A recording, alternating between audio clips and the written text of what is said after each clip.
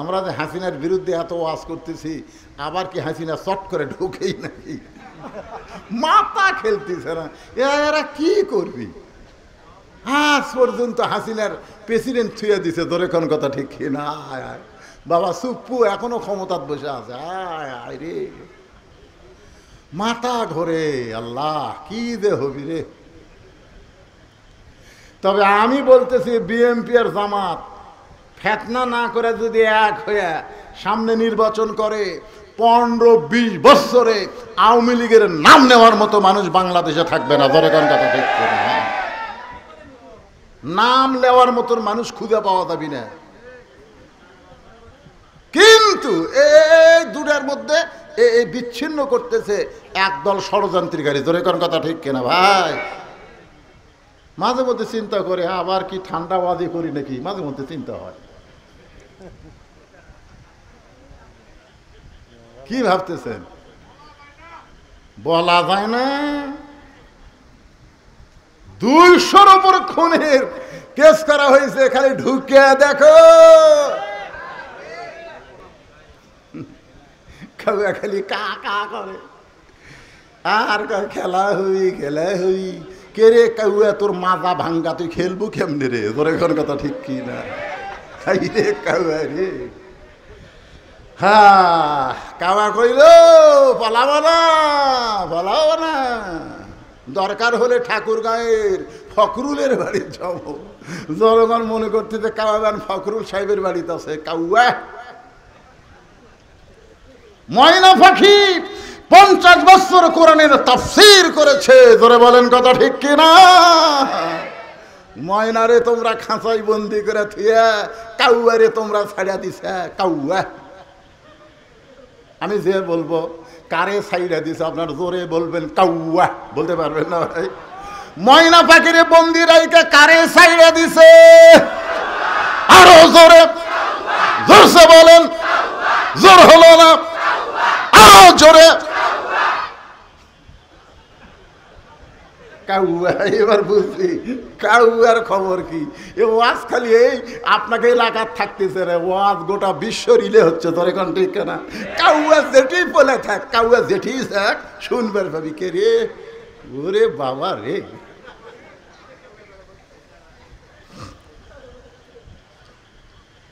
এখন বেদুইন সাহাবীর ছোট্ট ছেলে জেলখানায় দরজায় গিয়ে বলতেছে, বাবা কে তোমাকে জেলখানায় বন্দি করছে? বাবা খালি একবার নাম কও, আমি তাকে সাইজ করব।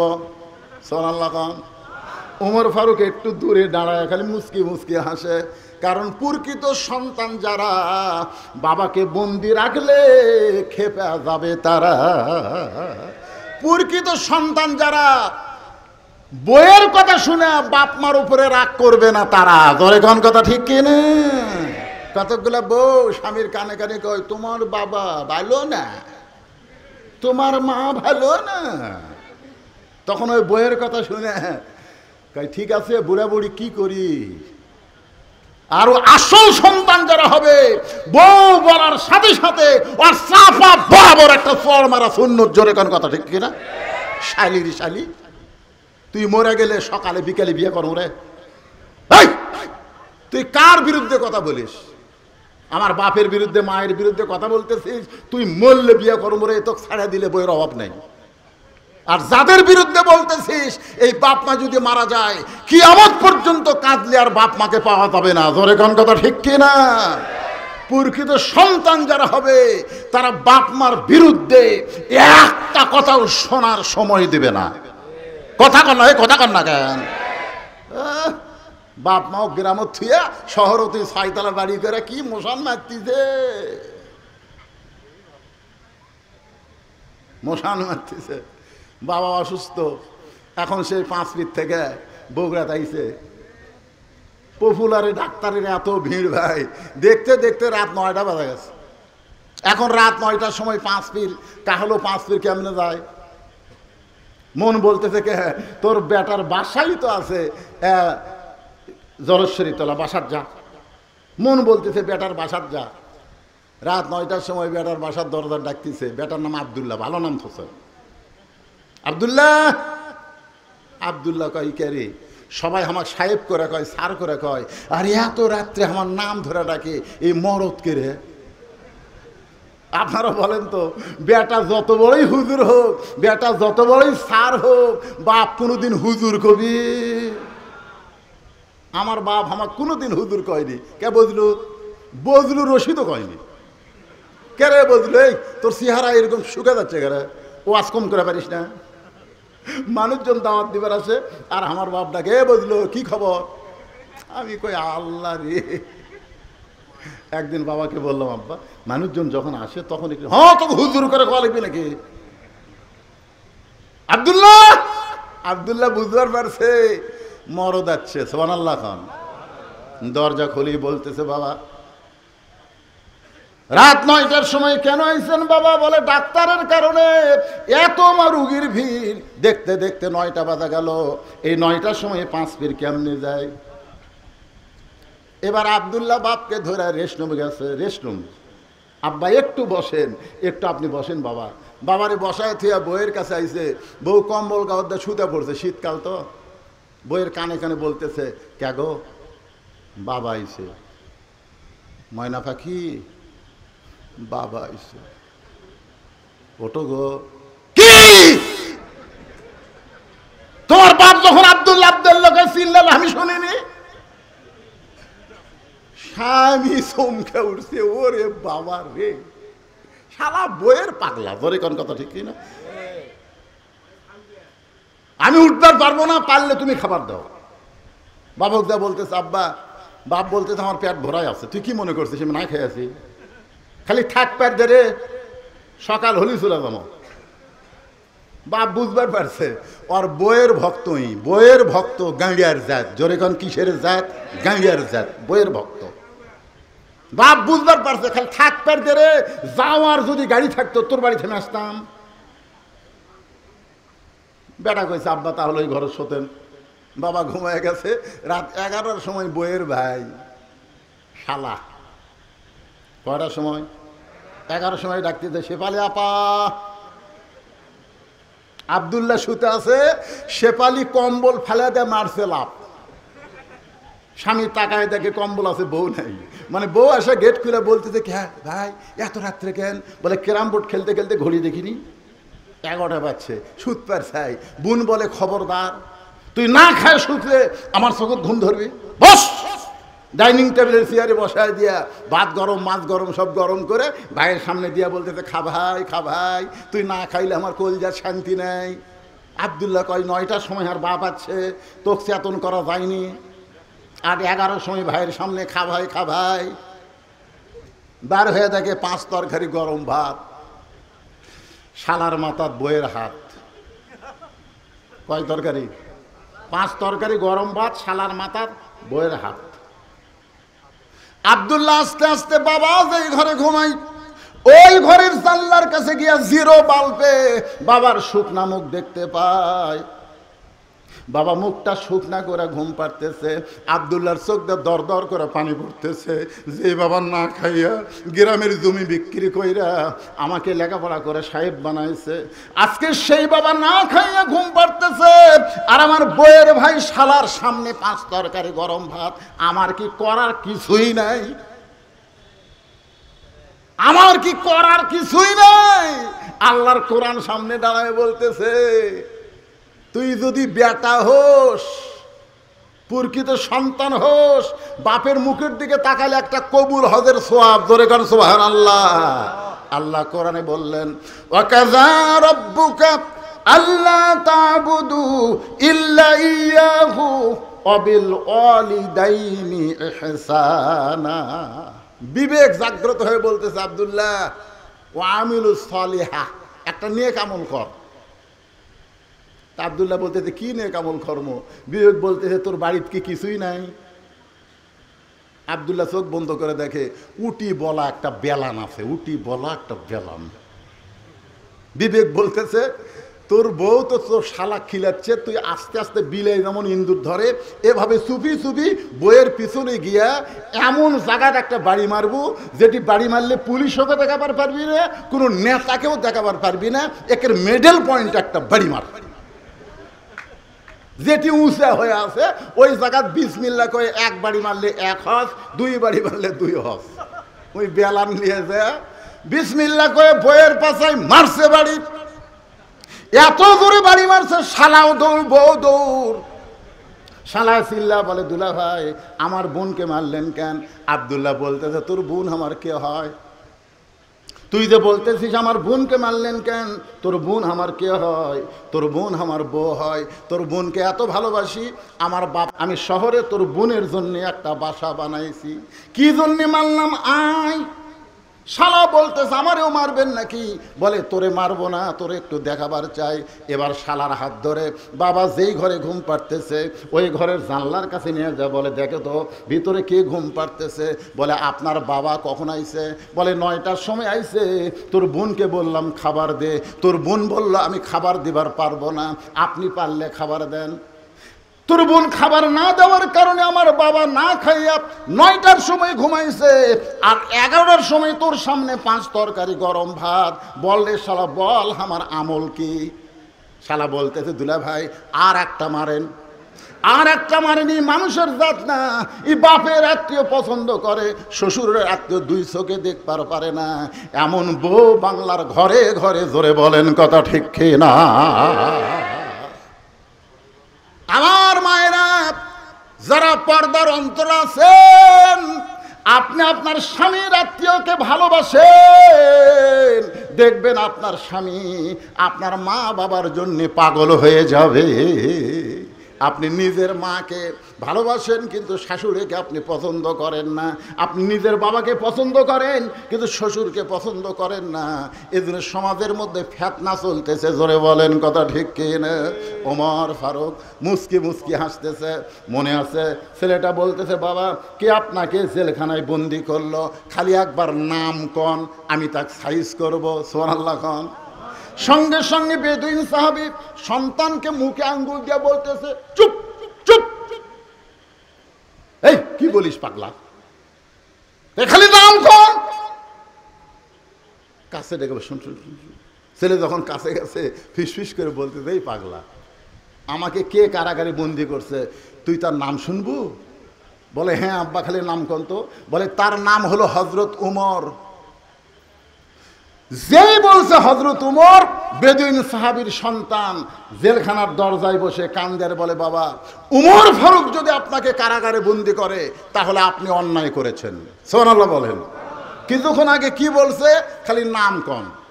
কি বলছে? খালি নাম কন। আর এখন যেই নাম কইছে আপনি বলেন তো ছেলেটা কার পক্ষে? সবাই বলতে হবে কার পক্ষে। কিছুদিন আগে কি বলছে? খালি নাম কন, তার আমি সাইজ করব। যেই বলছে হযরত উমর, সঙ্গে সঙ্গে ছেলেটা জেলখানার দরজায় বসে কান্দের, বলে বাবা হযরত উমর যদি আপনাকে বন্ধ করে তাহলে আপনি নিশ্চয়ই অন্যায় করেছেন। আপনারা বলেন তো নাম শোনার সঙ্গে সঙ্গে ছেলেটা বাবার বিপক্ষে উমরের পক্ষে কেন হলো? এই কেন হওয়ার পিছনে কারণ হলো এই ছেলেটা রাত্রেবেলা যখন ঘুম পারতো না তখন বাবা হযরত উমরের জীবনে শুনাইতো। একদিন বলতেছে ও বেটা তুই কি জানিস আমাদের এই মদিনায় এমন একজন খলিফা রয়েছে, সবাই যখন ঘুম পাড়ে ওই খলিফা তখন রাতের অন্ধকারে একা একা মানুষের দুঃখ কষ্ট দেখে। একদিন খলিফা মানুষের দুঃখ কষ্ট দেখতে গিয়া দেখতে পায় একটা তাঁবুর ভিতর থেকে একজন পুরুষ মানুষ বাইরে খালি দৌড়াদৌড়ি করতেছে। ওমর ফারুক লোকটাকে সালাম দিয়ে বলে ভাই তাঁবুর মধ্যে না ঢুইকা আপনি বাইরে দৌড়াদৌড়ি করেন। লোকটা বলতেছে আমার বাড়ি হলো অমুক দেশে, আমি অমুক দেশে যাবার চাই। এই তাঁবুর মধ্যে আমার বউ আছে, বউটা প্রসব বেদনায় ছটফট করতেছে। এখন আমি কি করব? আমি এখন পুরুষ মানুষ হয়ে তো আমার বউয়ের প্রসব বেদনার কোনো ব্যবস্থা করতে পারি না। ওমর ফারুক বলেন একটু ধৈর্য ধরেন। এক দৌড়ে বাড়িতে এসে তার বিবিকে নিয়ে গেলেন। ধাত্রী হিসাবে তার বউটা সন্তান ধরার পরে বললেন খলিফাতুল মুসলিমিন ওমর আপনার বন্ধুকে বলেন আপনার বন্ধু একটা কন্যা সন্তানের বাপ হয়ে গেছে। যে হযরত ওমর আরামের ঘুম বাদ দিয়ে মানুষের দুঃখ কষ্ট দেখে, সেই উমর যখন আপনাকে জেলখানায় বন্দি করেছে তাহলে আপনি অন্যায় করেছেন। ও বাবা দরকার হলে আপনি বলেন বলেন ওমর ফারুক কোথায় থাকে, আমি তার কাছে যাব, তার হাত পাও ধরে হলেও আপনাকে জেলখানা থেকে আমি মুক্ত করব। বেদুইন সাহেব বলে, বেটা রে, উমরের দরবারে গিয়া তুই আমাকে বের করতে পারবি না। এই জেলখানা থেকে যদি বের করতে চাস তাহলে শিক্ষামন্ত্রী হযরত আলীর দরবারে যা। সুবহানাল্লাহ জোরে কর। আমি যে 3টা ওয়াজ করেছি, এই ওয়াজ করার সময় যদি হযরত আলী ওইখানে থাকতো তাহলে আমাকে জেলখানায় বন্দী হওয়া লাগতো না। কারণ আমার ওয়াজ শুধু হযরত আলী বুঝে, দুনিয়ার আর কেউ বুঝবার পারবে না। কারণ হযরত আলী হচ্ছেন এই মুহূর্তে শিক্ষামন্ত্রী। জোরে গণ কি মন্ত্রী? বেদুইন সাহাবী তার সন্তানকে বলতেছে, এই জেলখানা থেকে যদি আমাকে বের করবার চাও তাহলে শিক্ষামন্ত্রী হযরত আলীর কাছে যাও। আপনারা বলেন তো, 90% মুসলমানের জন্য একটা ভালো শিক্ষামন্ত্রীর দরকার আছে না নাই? কিছুদিন আগে যেই মন্ত্রী ছিল নাম হলো নওফেল। ধরে বলেন নাম কি? শালা কত বড় বদমাই জানেন। আমাদের শিক্ষার মধ্যে ইসলাম তুলে দিয়ে দুর্গা পূজা মূর্তি ভরায় দিছিল। জোরে কোন কথা ঠিক? যদি বাংলাদেশে কোরআন দিয়ে রাষ্ট্র চলে তাহলে শিক্ষামন্ত্রী প্রাইমারির শিক্ষার ভিতরে আগডম বাগডম ঘোড়াডম সাজে, ঢাক ঢোলক ঝাঁঝর বাজে, বাজতে বাজতে চলল ঢুলি, ঢুলি গেল কমলা ফুলি, এইগুলো শিক্ষা থাকবে না। প্রাইমারির শিক্ষাই হবে আল্লাহর কোরআনের শিক্ষা। ধরে বলেন ঠিক কিনা? ইকরা বিইসমি রাব্বিকাল্লাযী খালাক। পড়ো সে আল্লাহর নামে যে আল্লাহ তোমাকে সৃষ্টি করেছেন। আমাদের মাসুম বাচ্চাকে সেই শিক্ষা না দিয়া আয়রে আইটিয়ে না এ ভরা দিয়ে না লে গেল বোয়াল মাসে তাই না দেখা ভদর নাচে। কি এলে শিক্ষামন্ত্রী?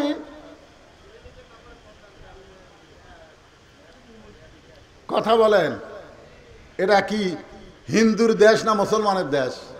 আরে ভাই, কথা হক কথাটা বলা লাগবে। হিন্দুর দেশ না মুসলমানের দেশ? তাহলে শিক্ষামন্ত্রী কেমন যোগ্যতা হওয়া লাগবে? উমর ফারুক যখন মদিনার খলিফা ছিলেন ওই সময় শিক্ষামন্ত্রী ছিলেন হযরত আলী। সুবহানাল্লাহ খান। বেদুইন সাহাবী কি বলতেছে, আমাকে যদি জেলখানা থেকে বের করবার চাও তাহলে খলিফার কাছে যায় লাভ নাই, শিক্ষামন্ত্রীর কাছে যাও। বেদুইন সাহাবীর ছোট্ট ছেলে শিক্ষামন্ত্রীর বাড়ির দিকে রওনা দিলেন। বাড়ির কাছে গিয়ে দেখে 2টা যুবক দাঁড়ায় আছে, চাঁদের চাইতেও সুন্দর, নাম হলো হাসান আর হোসাইন। সবাই সুবহানাল্লাহ বলেন না? মরা গেলে বুঝবেন, মরা গেলে বুঝবেন। সাইদুর শাবাবে আহলিল জান্নাহ হাসান হোসাইন রাদিয়াল্লাহু তাআলা আনহুমা জান্নাতি সমস্ত যুবকদের সর্দার হবে। কয়জন? কে রে? সবাই কথা কন না কেন? কে?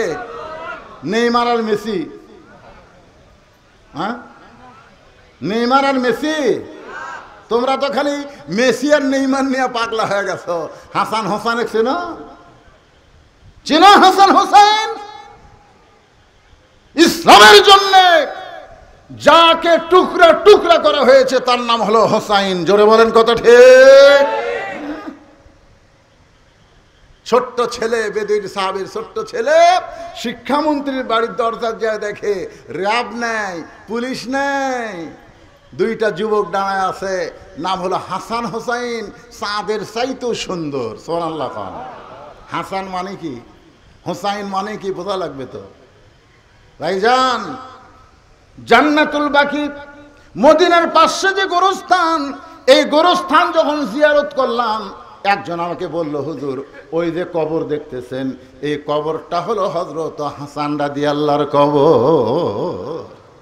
আগে সব কবর চেনা যাইতো, কিন্তু বর্তমান সৌদি সরকার এরা সব কবর ভাঙ্গা দিছে। যেটা শুরু হয়েছিল বাংলাদেশে মাজার ভাঙ্গা। জোরে কন কি ভাঙ্গা? এ কথা কন কি ভাঙ্গা? আগে সব মাজার ছিল। তুরস্কর সময় তুর্কিরা যখন শাসন করত সব মাজার ছিল, কিন্তু যখন বর্তমান সরকার সৌদি আরবে যারা আছে এরা যখন ক্ষমতা পাইল তখন সব মাজার ভাঙ্গা দিল। খালি তিনটা মাজার আছে, একটা হলো নবীর রওজা, একটা আবু বকর, আর একটা হযরত ওমর। এই তিনটার মধ্যে হাত দিবার পারে, কথা কয় না কেন?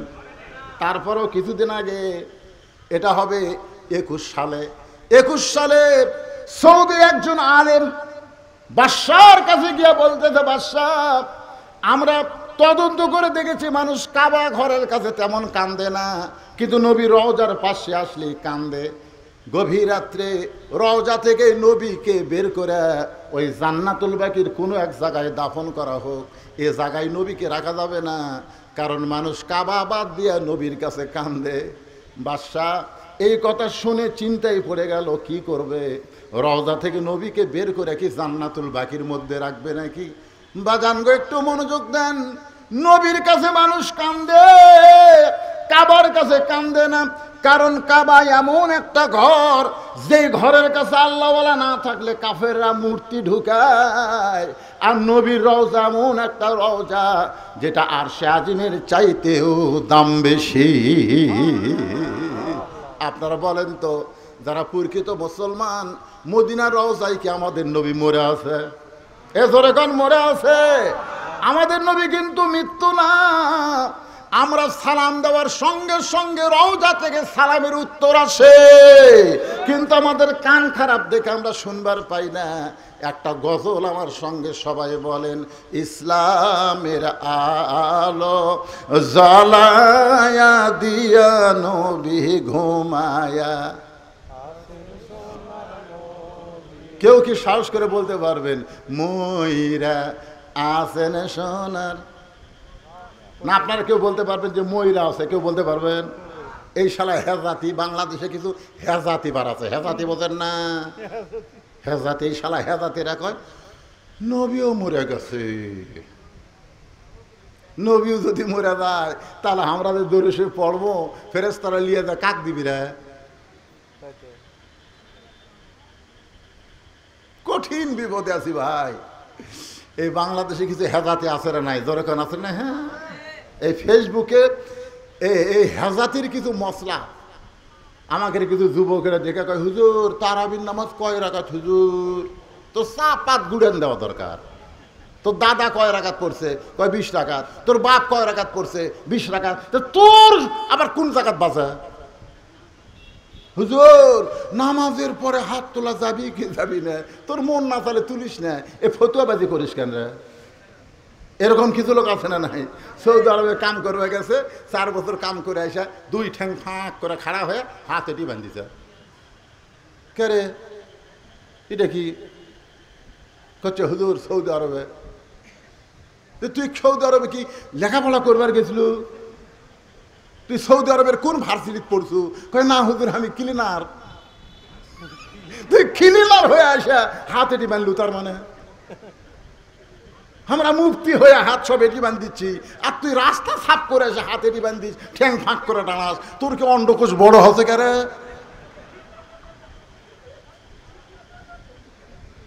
কি হাসতেছেন কেন? এরকম ফেতনা বাদ আছে না নাই? ধরে এরাই ফেতনা, এরাই ফেতনা।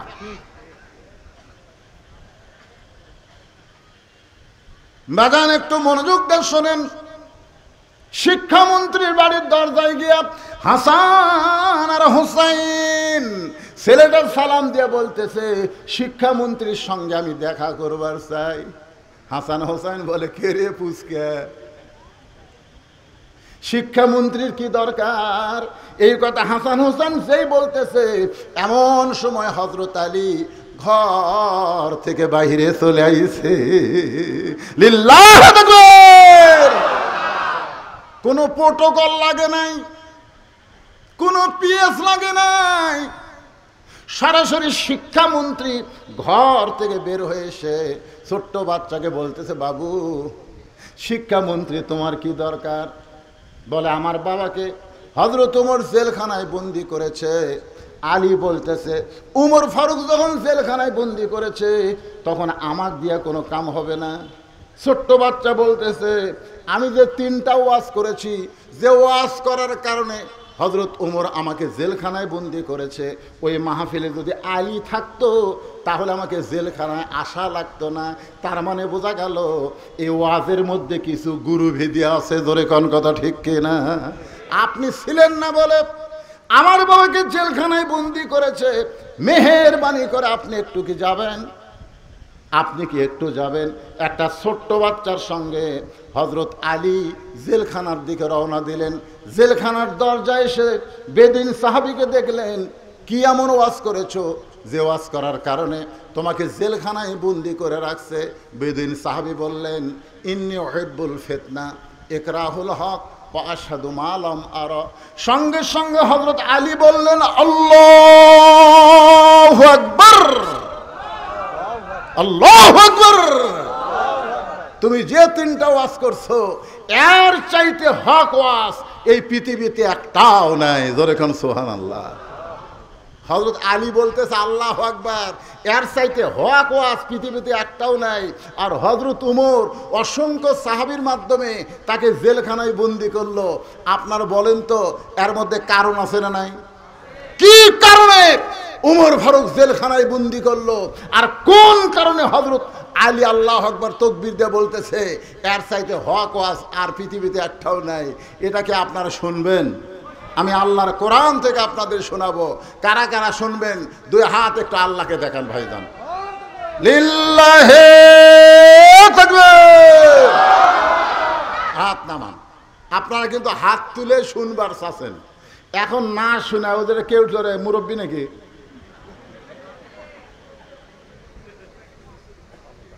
লিমা তাকুলু মা লা তাফালুন।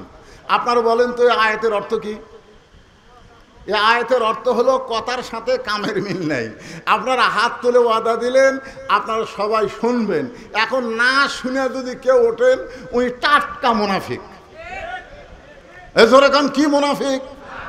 তাহলে আপনাদের শোনা লাগবেই।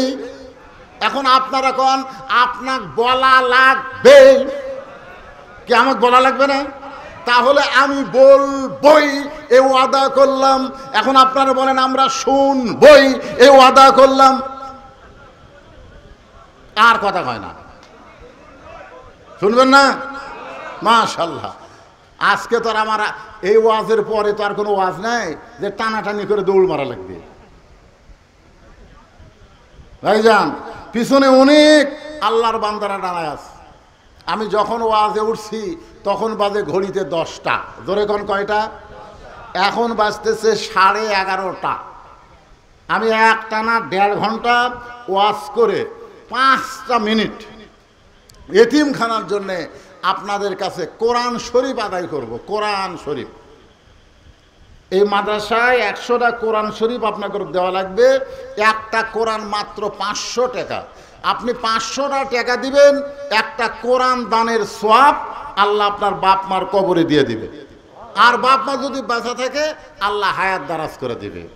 মাত্র 500টা। কেউ যদি মনে করেন হুজুর আমার বাপ মা দুইজনে মারা গেছে, আমি 2টা কোরআন শরীফ 1000 টাকা দেবো, তাহলে হযরত আলীর হাত ধরে বলতেছে হযরত আলীর মতন শিক্ষামন্ত্রী যদি আমার বাবার পক্ষ নেয়, দুনিয়ার কোন উমর আমার বাবাকে জেলখানায় বন্দি রাখতে পারবে না।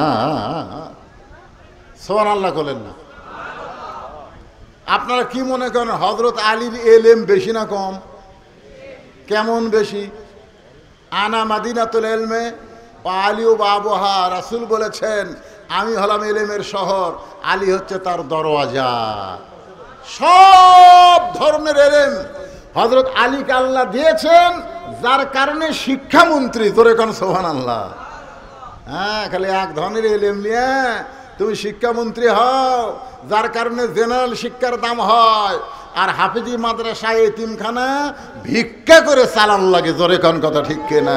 শিক্ষামন্ত্রীর মধ্যে যদি কোরআনের শিক্ষা থাকতো তাহলে প্রাইমারির আগে এইগুলা মাদ্রাসার মূল্যায়ন হতো। জোরে কোন কথা ঠিক কিনা?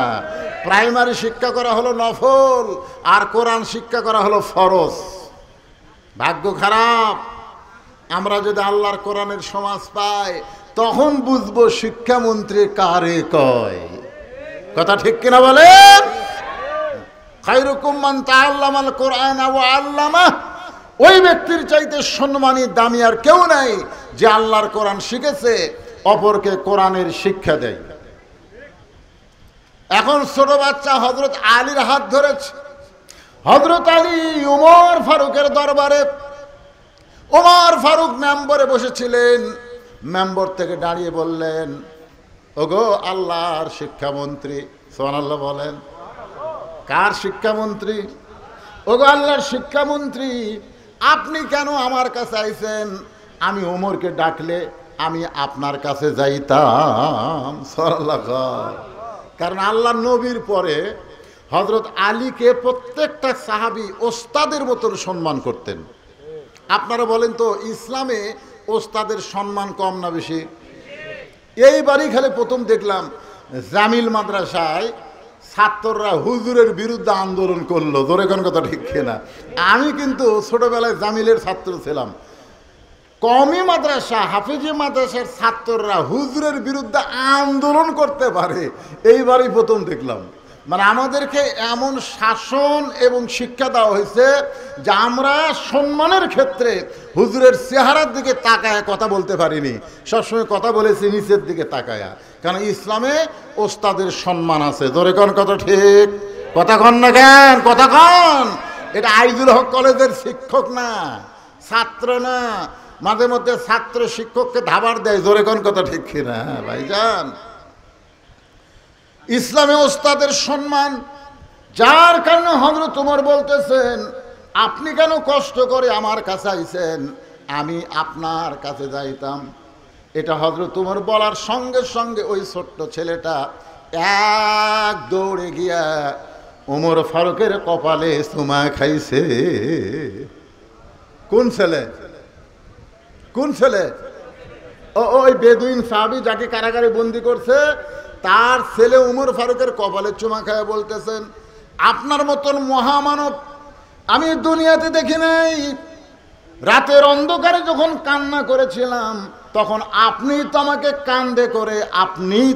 কান্দে করে আমার বাবার জেলখানার দরজা পর্যন্ত পৌঁছায়া দিছেন।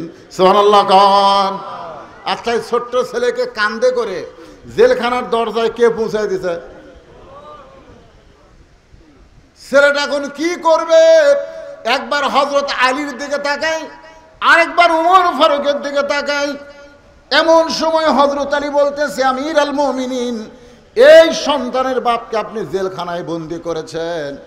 ওমর ফারুক বলে, আলী রে, এমন 3টা ওয়াজ করেছে যে ওয়াজটা ইসলামে জায়েজ নাই। অনেক সাহাবী তার উপরে রাগ করেছিল। আমি গণপিটুনি থেকে বাঁচানোর জন্যে তাকে জেলখানায় বন্দি করলাম। যেরকম গণপিটুনি থেকে বাঁচানোর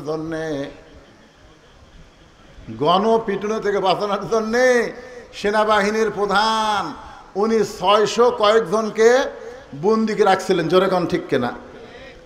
তাহলে এ ওবায়দুল কাদেরও কিন্তু ছিল, কাউও ছিল, কিন্তু কাউটা সব ছিল।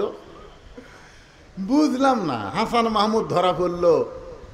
আবার কিছুদিন পরে শুনলাম ওই বাহির দেশে ঘুরতেছে। বুঝবার পারতেছি না ভাই রে, কি যে হবি রে। আমরা যে হাসিনার বিরুদ্ধে এত ওয়াজ করতেছি, আবার কি হাসিনা চট করে ঢুকেই নাকি? মাথা খেলতেছে না, এরা কি করবি? আজ পর্যন্ত হাসিনার প্রেসিডেন্ট ছুঁয়ে দিছে। ধরে কোন কথা ঠিক না? বাবা সুপ্পু এখনো ক্ষমতায় বসে আছে। আয় রে, মাথা ঘোরে। আল্লাহ, কি যে হবি রে। তবে আমি বলতেছি, বিএনপি আর জামাত ফেতনা না করে যদি এক হয়ে সামনে নির্বাচন করে, 15-20 বছরে আওয়ামী লীগের নাম নেওয়ার মতো মানুষ বাংলাদেশে থাকবে না। ধরে কোন কথা ঠিক না? নাম নেওয়ার মতন মানুষ খুঁজে পাওয়া যাবে না।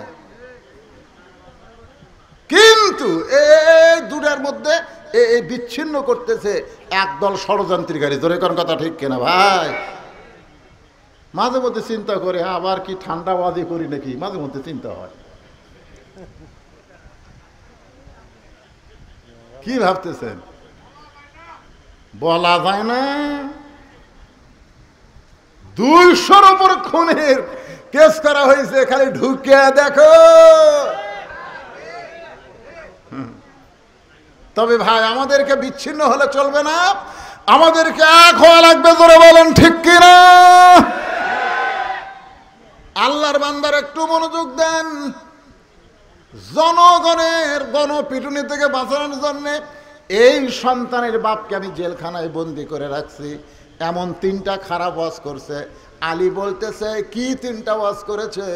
ওমর ফারুক বললেন 1 নম্বর হলো ইন্নী ওহিব্বুল ফিতনা, আমি ফিতনাকে মহব্বত করি।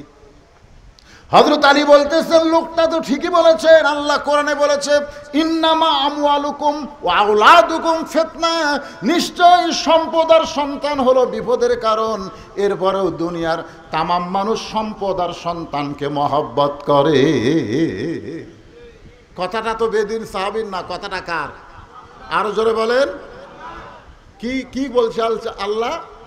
ইন্নামা আমওয়ালুকুম ওয়া আওলাদুকুম ফিতনা। আপনারা বলেন তো সম্পদ আর সন্তান এলা কি মহব্বতের জিনিস না?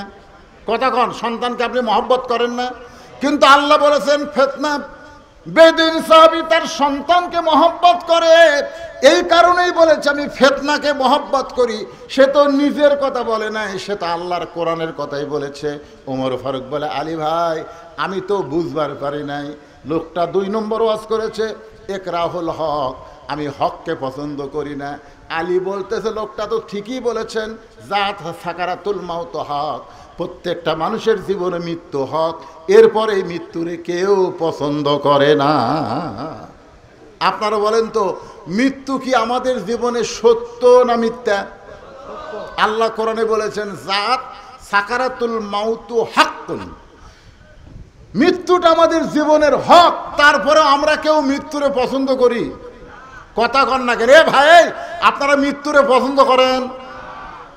স্বামীর ক্যান্সার রোগ হয়েছে, এখন বউ খালি সামনে কান্দের বলে আল্লাহ আমার স্বামীর মৃত্যু আমাকে দাও, স্বামীর হায়াত আমাকে দাও, আমার হায়াত স্বামীকে দাও। কারণ 1 মাস পরে স্বামী মরবি। তারপরে বউ বলতেছে আল্লাহ আল্লাহ আমার স্বামী বেঁচে থাক, আল্লাহ আমি মরে যাই। স্বামী কয় আল্লাহ ভাগ্য করে আমার একটা বউ পাইছি রে। রাত্রেবেলা স্বামী স্ত্রী যখন ঘরের মধ্যে ঘুমাইছে, ওই ঘরে বাড়িতে একটা আড়িয়া গরু আসছিল। জোরে কন কি গরু? আড়িয়া গরু।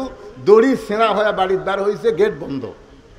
গোটা বাড়ি খুঁজে দেখে বারান্দায় সিলভারের পাতিল, তার তলে হলো চিটাল আলি। এখন চিটাল আলি খাবার চাই কিন্তু হাতত পায় না। জোর করে যখন মাথা ঢুকাইছে, চিটাল আলি পাশে ঠিকই, কিন্তু ছোট 2টা শিং এই যে সিলভারের পাতিলের কান্দার মধ্যে আটকে গেছে। চিটাল আলি খাওয়ার পরে মাথা ঝোঁকায় কিন্তু পাতিল আর মাথা ছাড়ে না। এখন আহরিয়া গরু গোয়াল ঘরা বাদ দিয়ে স্বামী স্ত্রী যে ঘরে ঘুমায় আছে ওই ঘরের মধ্যে হো হো করে ঢুকছে। বউ চিল্লে বলে বাবা আজরাইল ঢুকছেন যখন, ওই যে আমার স্বামী ক্যান্সার রোগী, চোখত পড়ে না। স্বামী চেতন পায় বলে কি হয়েছে রে? আজরাইল ঢুকছে, তোমাকে দেখে দিলাম। তুই না দিনের বেলা কইলি আমার হায়াত আল্লাহ তোমাকে দেখ আর তোমার মৃত্যু আল্লাহ আমাকে দেখ। বউ বলতেছে মরার কথা মুখে বলা যায় কিন্তু অন্তর থেকে কেউ মরবার চায় না। জোরে কোন কথা ঠিক কি না? হযরত আলী বলতেছেন বেদিন সাহাবী ঠিকই বলেছেন, আমি হককে পছন্দ করিলাম, তার মানে মৃত্যুকে সে পছন্দ করে না। ওমর ফারুক বলে আলী রে লোকটা বলেছে আশহাদু মা লাম আরা, আমি না দেখা জিনিসের সাক্ষী মারি। না দেখা কেমনে সাক্ষী দেয়? আলী বলতেছে শুধু বেদুইন সাহাবী কেন, দুনিয়ার প্রত্যেকটা মুসলমান না দেখে সবাই বলে আশহাদু আল্লাহ ইলাহা ইল্লাল্লাহু ওয়াহদাহু লা শারীকা লাহ। আপনারা বলেন তো আমরা কি আল্লাহকে দেখছি নাকি? না দেখে যদি আল্লাহকে সাক্ষী দেওয়া যায় তাহলে বেদুইন সাহাবী তো মিথ্যা কথা বলে নাই। সঙ্গে সঙ্গে হযরত ওমর এক দৌড়ে এসে জেলখানার দরজা খুলে বেদুইন সাহাবীকে বুকের মধ্যে নিয়ে বলতেছে আলীর মতন শিক্ষামন্ত্রী যদি না থাকতো তাহলে এই ইসলাম এত দূর অগ্রসর হতো না। এজন্য ভাইজান আমাদের সামনে শিক্ষামন্ত্রী, আমাদের এমন একজন মানুষকে চাওয়া দরকার যে সব দিক দিয়ে জ্ঞানী। ধরে কোন কথা ঠিক? আজকের এইখানে আমি দীর্ঘ সময় যে আলোচনা করলাম, আগামী 4 তারিখে সেন্ট্রাল স্কুলে এই মাসেরই আজকে কয় তারিখ? 1 তারিখ। 4 তারিখে মাগরিবের নামাজের পর এশা পর্যন্ত আমার আলোচনা আছে। 2 তারিখ, 3 তারিখ এবং 4 তারিখ এই 3 দিন যেখানে আল্লামা সাইদি হুজুর আলোচনা করেছেন, সেই মাহফিল মাঠটা আবার কোরআন দিয়া চাঙ্গা করা হবে। আপনাদের সকলের দাওয়াত। আল্লাহ সবাইকে উপস্থিত হওয়ার তৌফিক দান করুক। সকলে বলে আমিন। কেউ যাবেন না, দোয়াটা করে যান। একটা দোয়া করি আমরা। আস্তাগফিরুল্লাহ আল্লাযী লা ইলাহা ইল্লা হুয়াল হাইয়ুল কাইয়্যুম ওয়া আতুবু ইলাইহি। আল্লাহুম্মা আমিন। আল্লাহুম্মা আনতাস সালাম ওয়া মিনকাস সালাম তাবারাকতা ইয়া যাল জালালি ওয়াল ইকরাম। আয় আল্লাহ তাআলা, কঠিন গরমের ভিতরে তোমার পাগল বান্দিরা রাত 12টা পর্যন্ত এই জান্নাতের বাগানে বসে বসে আলোচনা শুনেছে। মেহেরবানি করে আজকের মাহফিল আমাদের সকলের হেদায়েতের জন্যে, নাজাতের জন্যে, জান্নাতের জন্যে কবুল করে নাও। এই মাহফিলের শুরু থেকে শেষ পর্যন্ত যত আলোচনা হয়েছে আল্লাহ, এর মধ্যে যদি ত্রুটি হয়, ভুল হয়, মাফ করে দাও। এর যা হাদিয়া মঞ্জুর করো। সোনার মদিনায় নবী পাকের রওজা মুবারকে আল্লাহ কবুল করে নাও। এই এতিমখানা মাদ্রাসাকে, সবার জন্য দোয়া করব, এতিমখানা মাদ্রাসাকে কিয়ামত পর্যন্ত কবুল করে নাও। এ মাদ্রাসা যারা সর্বাত্মক সহযোগিতা করেছে আল্লাহ, তাদের সকলকেই জান্নাতি কবুল করে নাও। আয় আল্লাহ তাআলা, আজকের মাহফিলকে সাজাইতে গিয়া যারা কষ্ট করেছে, মেহনত করেছে, টাকা পয়সা খরচ করেছে, আল্লাহ তাদের সকলকেই জান্নাতি কবুল করো।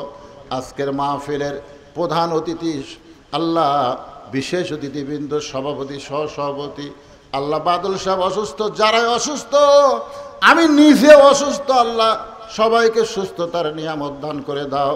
আল্লাহ, আমার মা বোনেরা পর্দার অন্তরালে বসে বসে ওয়াজ শুনেছে, আবিদা সালিহা পর্দানিশি কবুল করে মা ফাতেমার চরিত্র দান করে দাও।